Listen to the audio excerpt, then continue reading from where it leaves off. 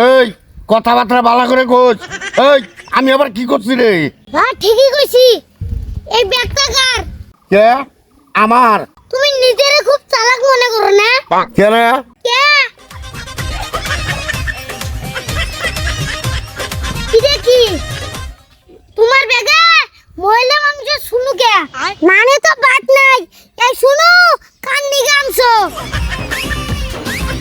কাম সারছে রে, শালা আজকে জাগা মতো আর দিছে।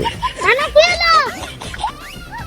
এই দেখ শালা ফিসি ক্যামেরার নাম লাই যাই থাকে নানার পিছনে।